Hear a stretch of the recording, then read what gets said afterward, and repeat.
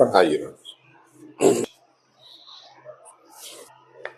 जिंदगी में सबसे पहले कब बताया गया आपको कि आपको आरपी है, रेटिनाइटिस? 2016। पहले कभी कोई ज्यादा दिक्कत नहीं थी आपको? जी, इतना दिक्कत नहीं था। पहली दिक्कत कब शुरू हुई?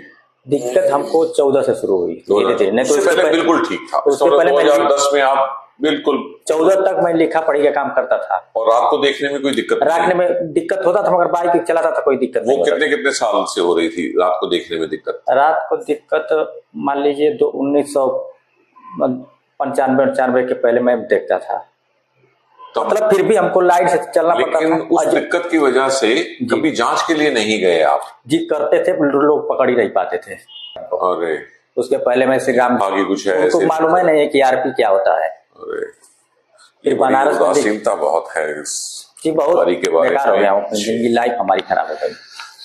क्या जीन टेस्ट किया गया? जी नहीं।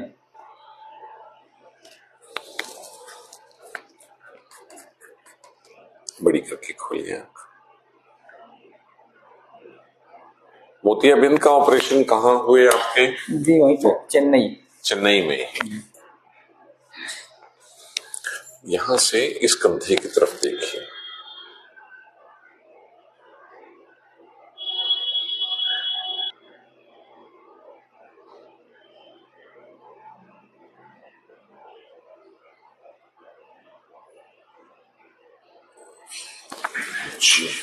अब ये रेटिनाइटिस पिगमेंटोसा से मिलती जुलती जो बीमारी होती हैं, रेटिनल डिस्ट्रॉफीज होती हैं जी। अभी तक तो इसके बारे में इतना ही कह सकते हैं, क्योंकि ये हजारों प्रकार की होती हैं जी। समय निकाल के जैसे भी पैसा जोड़ के अपना जीन टेस्ट करवाइए। उसमें जो कुछ कमी रह जाएगी, अगर महंगा टेस्ट है, मेरी ट्रस्ट है थर्ड आई ट्रस्ट करके, उसमें से हम जो सहायता कर सकेंगे जरूर करेंगे।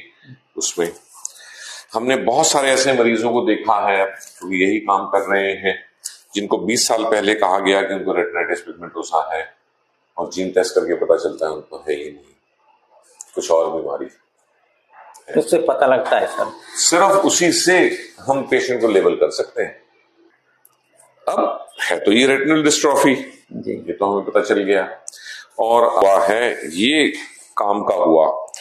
आपकी साइडें दिखने की दिक्कत होगी, वो तो पता चल ही रहा है। इसमें नप गई है कि कहाँ कहाँ बीच के हिस्से में दिखता है और कहाँ साइडों में आपको नहीं दिखता, वो इसमें दर्ज हो गया है। तो उस हिसाब से आपको प्रिज्म ग्लासेस देंगे जो उसको खोल देंगे, फिर चश्मा देंगे, और सबसे बड़ी बात है आपकी जो तकलीफ है वो ये ओसीटी में आई है।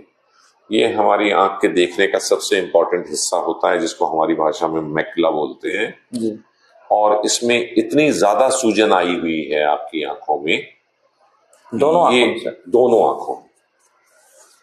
तो इसी वजह से दोनों आंखों में जितना आपका ये काला होना चाहिए तो उससे ज्यादा है रोशनी का नुकसान जो बीमारी कर रही है। अब इसमें से ये कितना पुराना है सूजन, उसके हिसाब से हम दवाई देंगे आपको, जो सबको देते हैं ताकि सूजन ना आए उसके। और ये जैसे जैसे कम होगा, अब आपका जो मोतिये का ऑपरेशन हुआ है उसमें भी उसके पीछे एक झिल्ली छोड़ते हैं ऑपरेशन के टाइम पे लेंस टिकाने के लिए, हमारी भाषा में पोस्टीरियर कैप्सूल बोलते हैं उसे। वो कुछ खराब हो जाता है, मतलब गंदला हो जाता है, वो आपके दोनों ये गंदले हुए हैं। उनको जब हम हटा पाएंगे तो रोशनी थोड़ी बढ़ेगी। बीच में एक जो पर्दा पड़ा हुआ है उसे हटाएंगे, लेकिन जब तक आपकी आंख के पर्दे के सेंटर में मैकुला में एडिमा है तब तक वो नहीं कर सकते, उसको नहीं हम छेड़ सकते, क्योंकि वो पर्दा हटाने में थोड़ी बहुत सूजन बढ़ जाती है। अच्छा। तो पहले इस सूजन का इलाज होगा, फिर आज से 2-4 महीने बाद एक वो काम रह जाएगा, जब हमें ओसीटी में ये पता चलेगा कि अब आपके मैकुला में सूजन नहीं है, तब फिर उसे करेंगे। वो काम है 2 मिनट का और रोशनी बढ़ा देगा 10-20%। चलिए सर, लेकिन अभी नहीं, अभी करेंगे तो पहले सूजन खत्म हो जाए। खर्चा उसमें 7-8 हजार रुपए ही आता है दोनों आंखों, 8-10 हजार होगा, 8 हजार, वो मैं जब कहूंगा तभी, अभी नहीं। ठीक है, अब इनके लिख के रखना है कि जब इनका मैकुलर एडीमा का ओसीटी में ठीक हो जाएगा या कम हो जाएगा, जितना कम हो सकता है, तभी इनकी दोनों आंखों की यैक कैप्सुलोटमी होनी है, उससे पहले नहीं हुई। यैक कैप्सुलोटमी से भी मैकुलर एडिमा होता है, जिसमें पहले ही हुआ है और कर दिया तो और हो जाएगा। ठीक, तो पहले इसको ठीक करेंगे, फिर अगले विजिट पे जब भी 2-4 महीने बाद जब आपको बुलाएंगे, फिर टेस्ट करके देखेंगे भाई ये ठीक हो गई चीज, तो जाला हटाएंगे। ठीक है, तो रोशनी बढ़ने की आगे उम्मीदें हैं। ठीक है सर। ठीक यार, एक्सरसाइजेस, ऑरा ग्लास, जो जो चीजें अफोर्ड कर सकते हैं, जीन थेरेपी,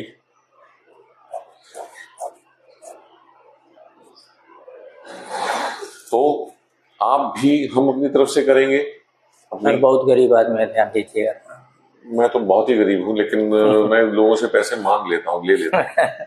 लेने पड़ते हैं ना, हमारी ट्रस्ट है जी, उसके लिए हम आपको उसमें से पैसे देंगे। उस ट्रस्ट में कुछ लोगों ने पैसे दिए हैं, मेरे जैसे लोग और लोग, तो उस ट्रस्ट में पैसे होते हैं तो हम आपको दे देंगे। हम आपसे पराये लोग हैं, आज हम जिंदगी में पहली बार मिल रहे हैं जी, फिर भी हम आपको कुछ उसमें से देंगे। सही बात है। तो ऐसे ही आपके दोस्त, मित्र और रिश्तेदार, यदि आप उनसे कहेंगे जी, वो आपको दे दें पैसे, वो एक अलग चीज होती है, इंसान का पैसे मांगना किसी से जी। लेकिन यदि आप उनसे कहें कि वो हमारी ट्रस्ट में पैसे दें और वो पैसे फिर आपको मिल जाएं जी, तो कम से कम आपको वैसा फील नहीं होगा कि मैं ले रहा हूँ। सही करें जी।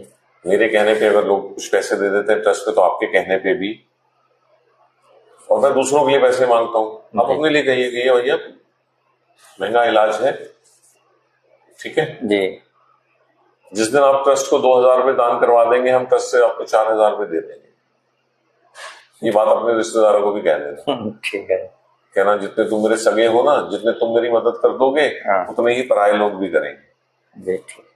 कुछ तो रास्ता निकालना पड़ेगा ना पैसे का। जी जी, ठीक है जी।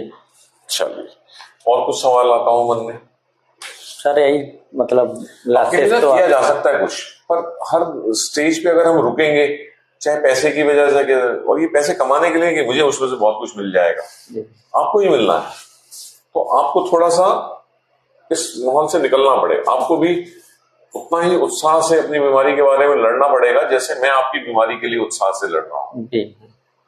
मन नीचा हो जाता है ना, हमारा तो मन ठीक है, ईश्वर ने हमें आरपी नहीं दी, तो आप भी जरा तगड़े बनके योद्धा मोड में आ जाइए कि हाँ ठीक है, और जो जो आप करेंगे हम करेंगे, मिलके कुछ हो ही जाएगा।